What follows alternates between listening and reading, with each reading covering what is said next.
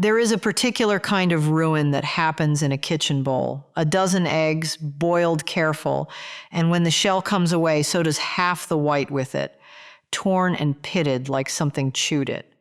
You are left with a bowl of scarred, sorry-looking eggs instead of the clean, round ones you pictured, and a sink full of shell fragments stuck to bits of white you could not save, no matter how gentle your hand was.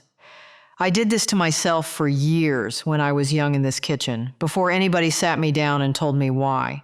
I remember one Sunday in particular, a full dozen ruined not an hour before company was due, standing over that sink, close to tears myself, certain I had simply been born clumsy with a shell. Most women blame the boiling, the heat, the time, the water. I am going to tell you plainly this morning, the boiling was never your mistake, and it was never mine either. Your eggs were ruined a full week before you ever lit the stove.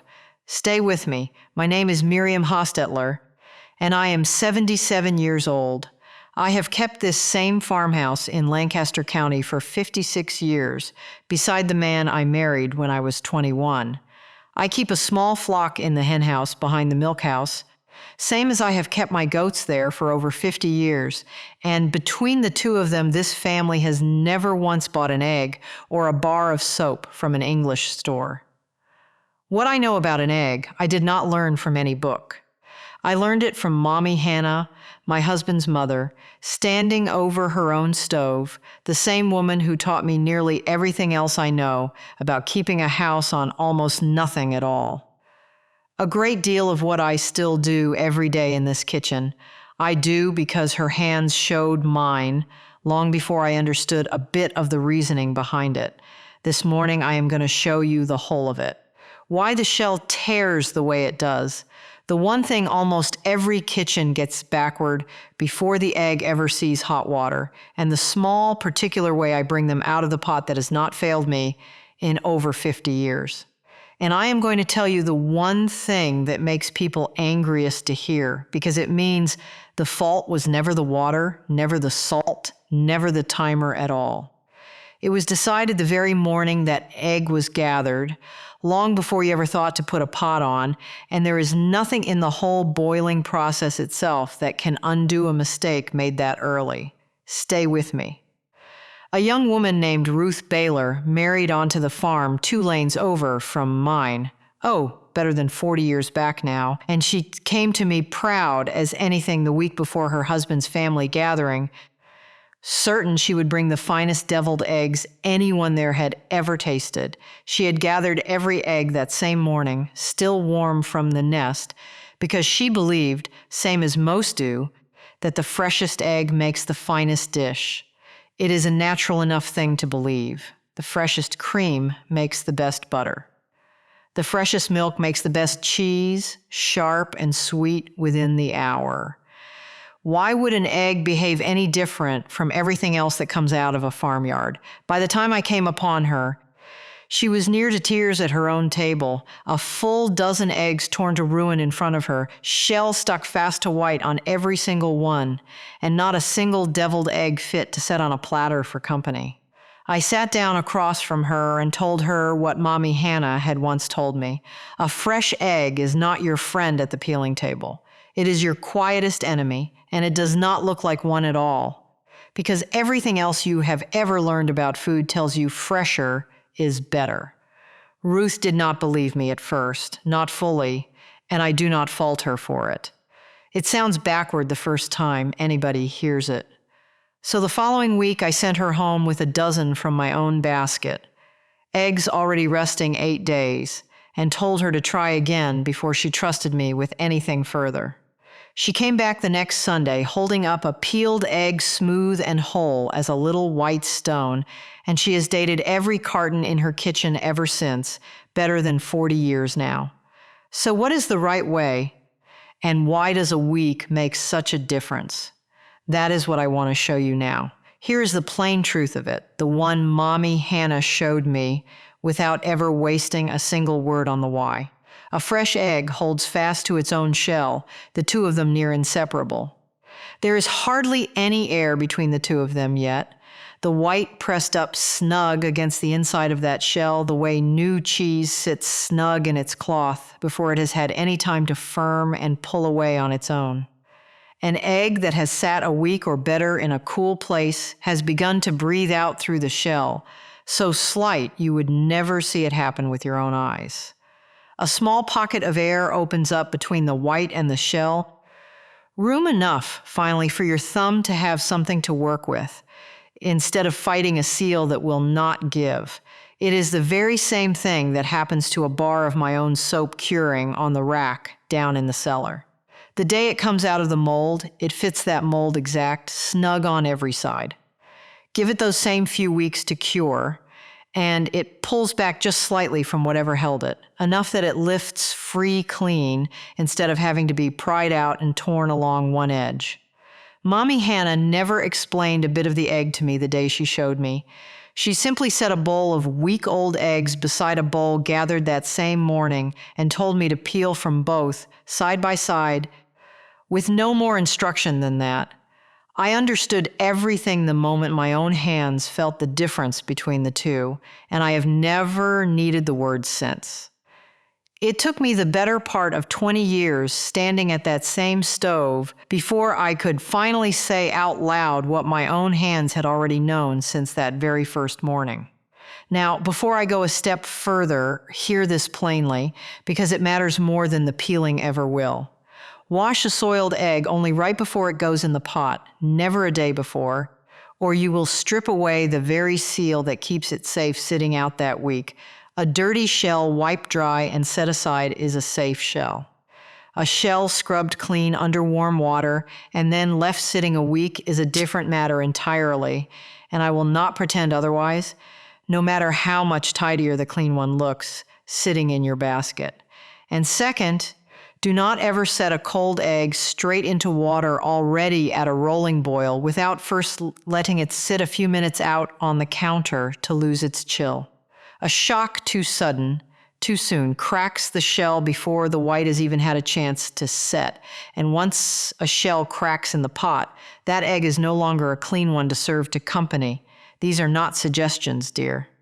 I have broken both of these rules myself over 56 years at that stove, and I paid for it both times, once with a wasted dozen the morning of a wedding breakfast, and once with a smell in this kitchen that took 3 full days to finally clear out.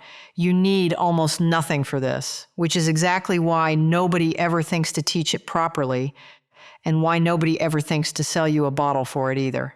Eggs set aside and dated, plain water, a good spoonful of salt. When it comes near time for one of our quilting frolics, 8 or 10 women crowded round my frame for the better part of a day.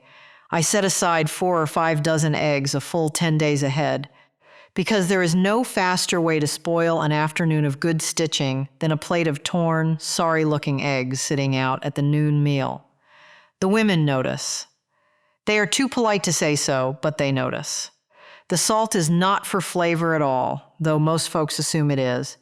The moment any tiny crack lets a bit of water find its way in, that salt sets the white firm right there on the spot, before the trouble has any chance to travel further along the shell. The root cellar itself is the second ingredient, if you want to call it that, cool and steady the whole year round without a single dial to turn. It does the resting for you without costing a thing beyond the walking down there and back twice a week. My neighbor Edna Stoltzfus, who I have quilted beside for 40 years, adds a small splash of vinegar to her water besides the salt, and swears it firms an old, thin shell that has gone a little brittle sitting in the cold too long. I have tried it her way more than once. I could not honestly tell you it does much beyond what the salt already does on its own, but I mention it because Edna has never once steered me wrong on anything else in a kitchen, so I leave the choice to you. And the last thing you need is patience, a full week of it at the least, which is the one ingredient nobody wants to hear costs them anything at all. That week of waiting is the secret nearly every kitchen skips straight past, and it is the reason behind every torn egg you have ever peeled in your life, more than the water, more than the salt, more than anything else I am going to show you today. Here is the whole of how I do it, start to finish. A week or so before I mean to boil them, I set the eggs I intend to use into a basket in the root cellar, off to the side, marked plain with the day I put them there, so I never mistake a 3-day egg for one that has had its full week. On the day itself, I bring the water up to a hard, steady boil before anything else, a good measure of salt worked into it, and I do not let a single egg near that pot until it is fully there. I never crowd more than 2 rows of eggs into one pot either, or they knock against one another as the water climbs and end up cracked before it has even settled into its boil. Only then do I lower each egg in gently, on a spoon, one at a time, so none of them drop hard against the bottom of the pot or against each other going in. I count 12 full minutes from the moment the water comes back up to its boil, no more than that, for a yolk cooked firm clear through, though I will pull them a bit sooner for the grandchildren who beg for theirs runnier in the middle, which is nearly all of them. And here is the step that changes everything, the one almost nobody tells you, and the one Ruth still thanks me for every time I see her at church. The instant those 12 minutes are up, that pot leaves the stove entirely, and every egg in it goes plunging into the coldest basin of water I can put together, never left to sit and cool on their own out on the counter. Cooling slow simply lets that shell settle back down snug against the egg, the same way warm wax settles smooth again if a candle is left to cool on its own instead of being set someplace cold to firm quick. A sudden cold bath works the opposite way entirely. The egg itself pulls in tight and quicker than the shell around it can follow, and it is that little space between the two your thumb will thank you for later. When they are cooled through, a few minutes is all it takes. I roll each one firm under my palm back and forth until the whole shell is crazed fine as a spider web, rather than cracked at just the one end the way most folks do it in a hurry. Peel it starting from the wide end, where that little air pocket has been sitting and waiting for you the whole week, and the whole shell lifts off in a piece or two, clean as anything, the white beneath it smooth and whole and round. No worse for the whole ordeal than the day it came out of the nest. My granddaughter Ida stood at this very counter with me last spring, 7 years old and certain she could not do it, and peeled her very first egg whole on the second try once I showed her to start from that wide end. She has asked to help every single time since, and I do not have the heart to tell her no, even on the mornings I am in a hurry. I think of the frolic 2 autumns back when Edna and I sat down together the evening before, with better than 6 dozen between us, resting a full 10 days by then, and peeled the whole lot in under an hour without a single torn white between the 2 of us. Edna held one up to the lamp, turned it over once, and said it looked near good enough to sell at market, which from Edna is about as fine a compliment as a plate of eggs is ever likely to receive. Now, I will be honest with you, the way I always mean to be at my own table. This will not save an egg gathered that very morning if a gathering is only hours off and there is no week to spare. Nothing fixes that but time itself, and I will not pretend there is a shortcut hiding somewhere I have not told you.